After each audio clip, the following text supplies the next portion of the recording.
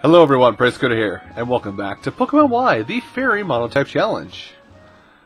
Last time, we woke up Snorlax, and then proceeded to punch it to death, because I selected the wrong command.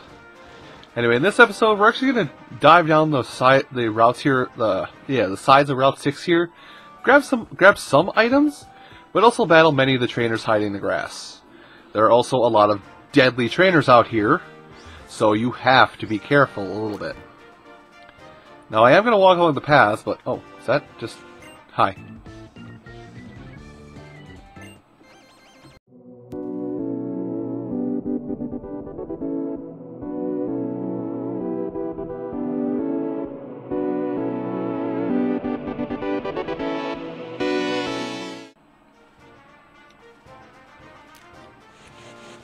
I should not be eating in between fights.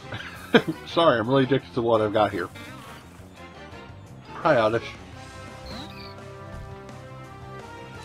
So anyway, in the various routes you're going to see here, there's one Pokemon in particular that a lot of people stop in the grass here to get.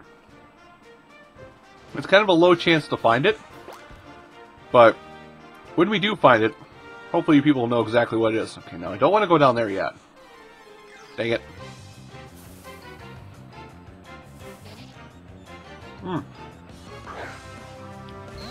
A Nincada. Now, actually, if you find a Nincada, I would recommend you actually catch 2 of the Nincada.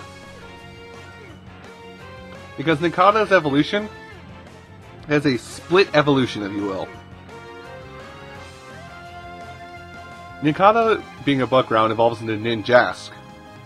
But when it evolves, it sheds its skin, leaving behind a shell, which comes to life. As long as you have an open spot in your party and a Pokeball at the time. That Pokemon is Shedinja. Shedinja only ever having 1 health at any point in its leveling up cycle, but Flying Bug Ninjask and Ghost Bug Shedinja. It's a really kind of dark and gruesome Pokemon if you think about it, but we're not going to think about it too hard. Okay, I don't think there's anything else in here. We're going to go in. And I'm really hoping we're going to find the Pokemon I want to show off here. And that's not it. And I guess I got to keep this fighting because I kept talking. I cannot shut up anymore. Good lord. Don't worry. I know the strategies, Azurill. And it involves... Oh, it involves this guy.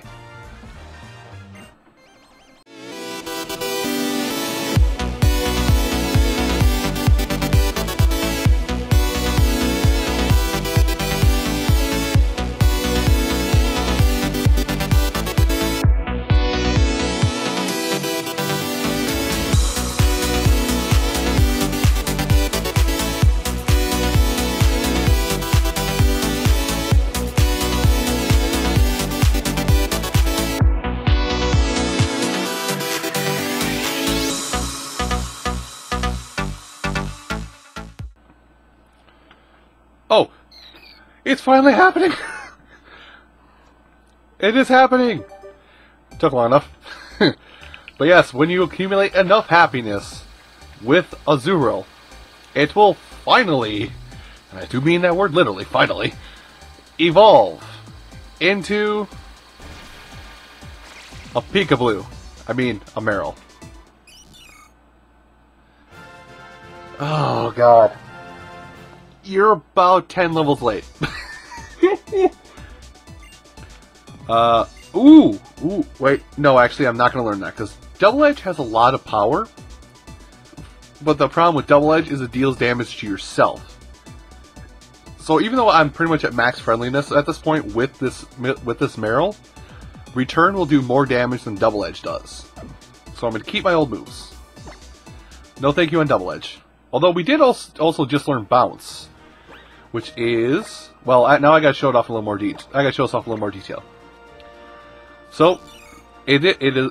Well, Azurill drops its normal typing and gains water typing when it evolves in a Marill. So now it has...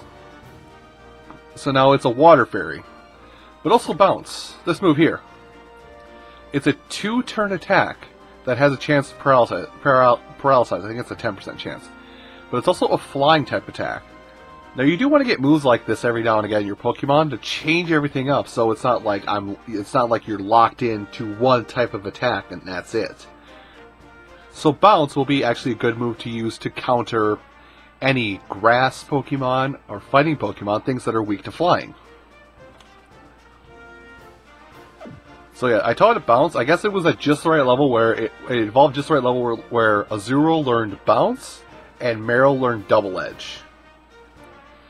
Now I'm just gonna switch I'm gonna switch up Ralts and Marill here, and I'm gonna keep the experience share on, but I'm also gonna register really quick here. Now, I haven't done this yet, but registering, basically, if you register an item, if you hit Y while you're out here in the field, it'll quickly select the item. And I'm going to leave it on, because there's going to be something funny coming up here. That's going to happen because I left had to leave the experience share on for so long at this point. But I'll leave it on and show you what happens as soon as I can.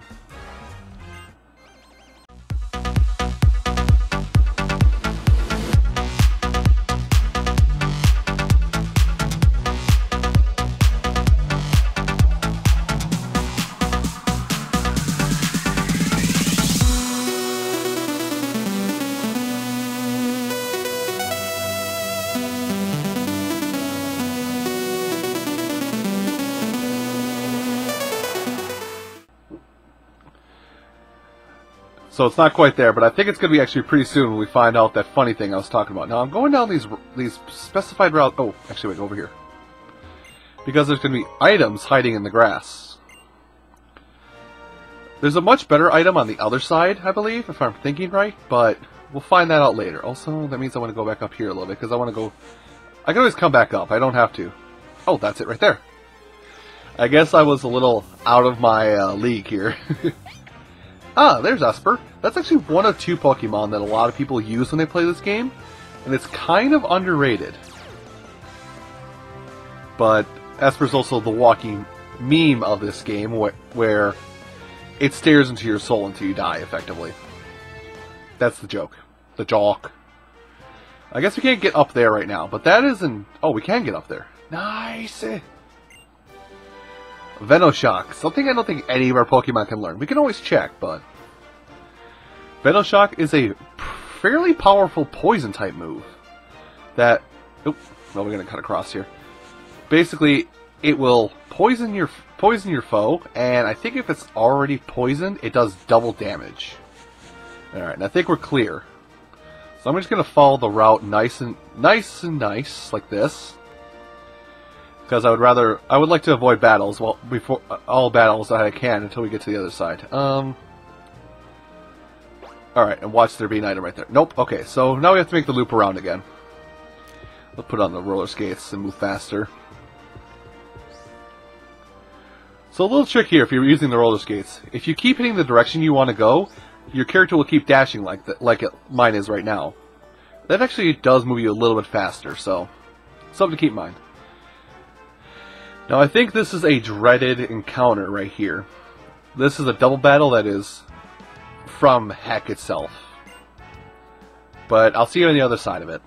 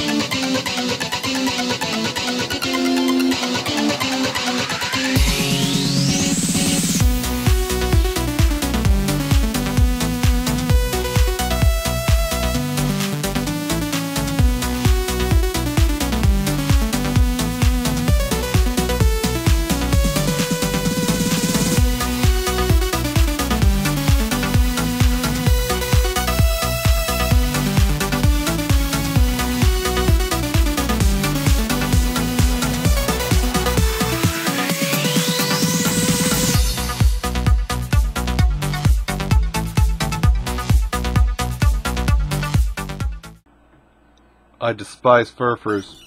Anyway, so the thing that was funny that I was kind of mentioning. Marill evolves again at level 18. Well above that quota already. So, Marill evolves into,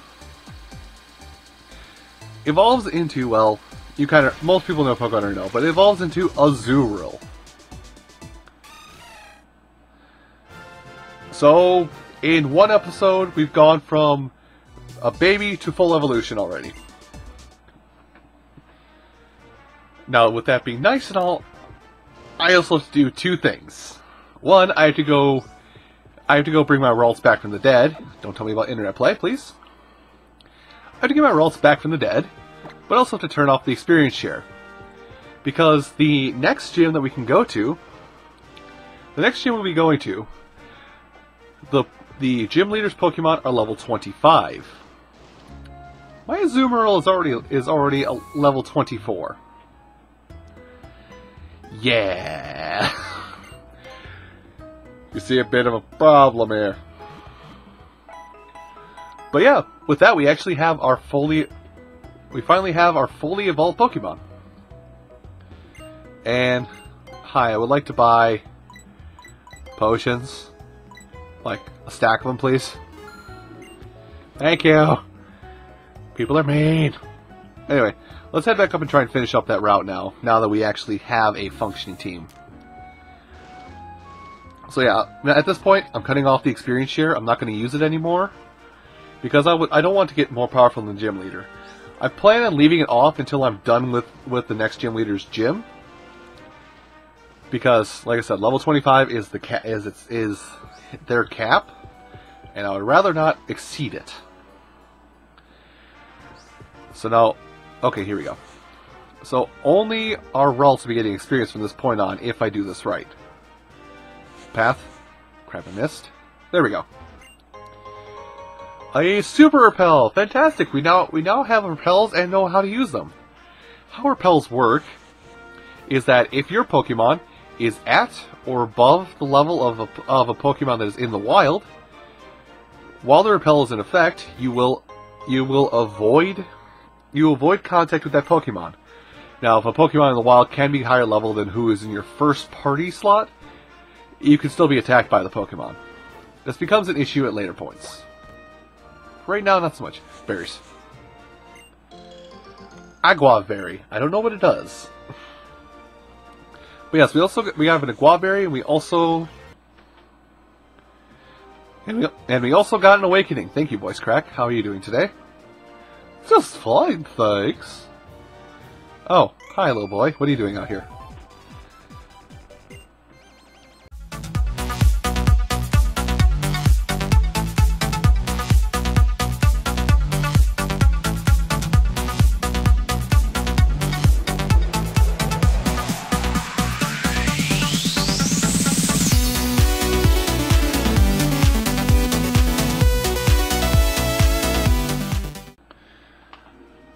Okay, so you saw in that fight there, I brought out a Azumarill because we were facing somebody who was using a fighting Dark-type Pokemon. Now, Psychic-type attacks have zero effect on Dark-type Pokemon. They do 0 damage, no matter how powerful the attack you think... Oh, there's someone in here. No matter how powerful the Psychic attack you're using, Dark-types are unaffected by it, period. No additional ifs, ands, or buts, just no.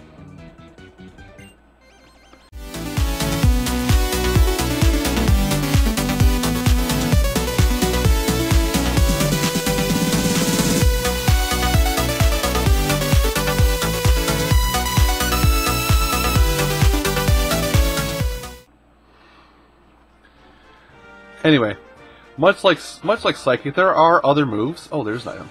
There are other moves in the game that have the same properties and principles. The most common one is Electricity doing 0 damage to ground types, which I think I have talked about before. But the other one, which is not as easily known about, is how Poison type attacks do 0 damage to anything Steel, or any Steel types. So keep that in mind if you're planning on using doing a team like I am. Anyway, we're done with this route. Hurrah! We can now go get a frond. We can now have 3 fronds. Everyone likes fronds, right? What, I'm the only one that likes plants here? Tish. So, oh, are you... Oh, it's... Hey guys. Hey Tierno and Trevor. Sure. I was actually just about to talk about the daycare. So as they're talking about it, I'll explain... explain really quick. So at the Pokemon daycare, you can leave a Pokemon behind. If you wish to. Up to 2 at once, if need be. Now, if you leave 2 Pokemon behind that are within the same egg group, and those the lines for those are a little far-fetched, but if 2 Pokemon of the same egg group are together, they can make another Pokemon, a baby Pokemon. The baby Pokemon will come in an egg, and then you'll hatch it by running around with it, basically keeping it warm in your pack, but it has to be in your party while you're doing this. Anyway. Sometimes when you do this, you can transfer moves from one Pokemon. You can also transfer other innate effort values or stat growths from the parent Pokemon to the child Pokemon. So child Pokemon might learn a specific attack, or it might be able to gain some of its additional stat bonuses. But the other thing about leaving Pokemon to daycare, which is the first reason it was introduced a while ago, is that if you leave a Pokemon at the daycare while you're walking around, your Pokemon will gain experience. Every step you take equals 1 experience point. Pokemon will not evolve while they're in the daycare, but they can get leveled up pretty quick. But do know, if you take a Pokemon out of the daycare, it costs 100 Pokédollars plus 100 more Pokédollars for every level your Pokemon has grown. So yes, even if you leave put a Pokemon, give them a Pokemon, and then say, "Oops, that's the wrong one," and try and take it back, they still charge you $100. Maybe some other time.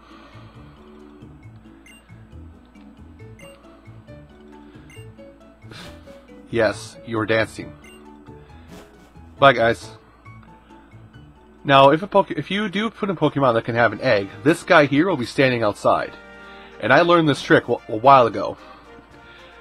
And I guess I'm going to gloat a little bit too. But here he is. So this guy will always be facing the Pokemon yard here.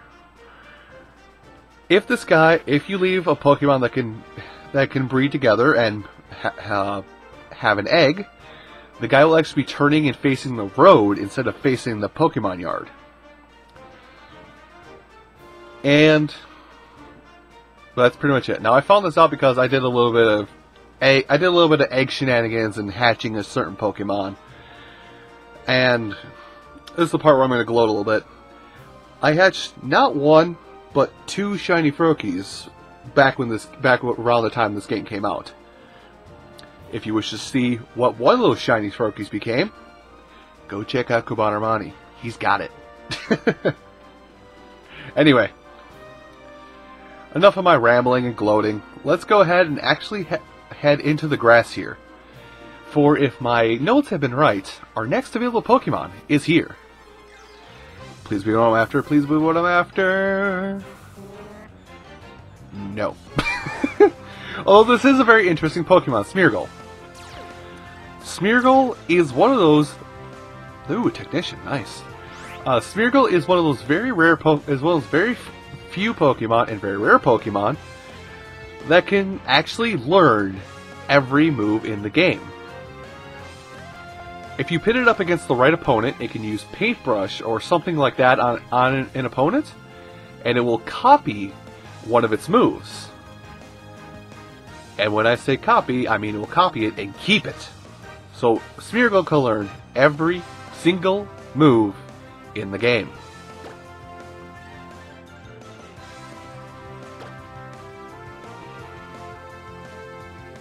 Oh god, it's struggling.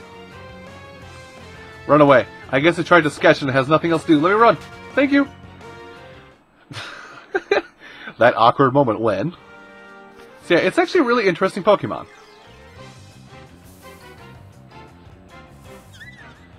There it is. Oh my god.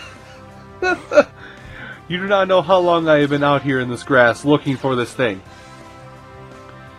I found 5 Croagunks, 2 orange petal Flabébés, and everything else is the same capture rate as this. By the way, Croagunk is a 5% capture rate, and the orange petal Flabébé is a 4% capture rate. Mildly upset. Regardless, let's go ahead and, well, I'm going to try a confusion. By the way, I killed the Croagunks off screen just because it was easy experience. Croagunk is fighting poison, psychics weak to both. Could you not? Maybe. Oh. Well, we're not going to have a fight anymore. We are just going to... You know what? Let's see. Let's be a little ballsy. Let's throw a luxury ball. Let's see what happens. This is like my premier ball thing. I'm not going to throw special Pokeballs at everything and see if I can get it like that. Oh, crap. You found me. Good job. Alright, Pokeball. Let's see. Let's try Heal Ball. I'm actually kind of interested to see if a Heal Ball. I'm probably being redundant given its ability, but, whatever. 2, 3. Ha! The most redundant of all things, a Heal Ball. So yes, we have caught a Spritzee. Now Spritzee is a brand new Pokemon introduced in this game, and is a pure Fairy type and has 1 evolution. In the past, rather than using perfume, royal ladies carried a Spritzee that would waft a fragrance they liked. And I also kind of wanted to use a Spritzee because I've never used one before, but it looks interesting to use. And I have a nickname for the Spritzee. So I spin my stylus out of its holder. Now, tis a lady Pokemon. Probably the only one on the team, unfortunately. But this one, we're going to name Autumn, after my good friend, Gaia Crusher 9. So let's see here. Now, I'm going to move the Spritzee to our first party slot, and the Ralts to the second. And with that ends our journey for today. So everyone, I do want to thank you all so much for watching this episode of it's not Let's Play, Pokemon Y, the Fairy Monotype Challenge. Thank you all so much for watching, and I hope to see you next time, when we'll go through the rest of Route 7 here, and hopefully find even more fantastic things. I'll see you folks then.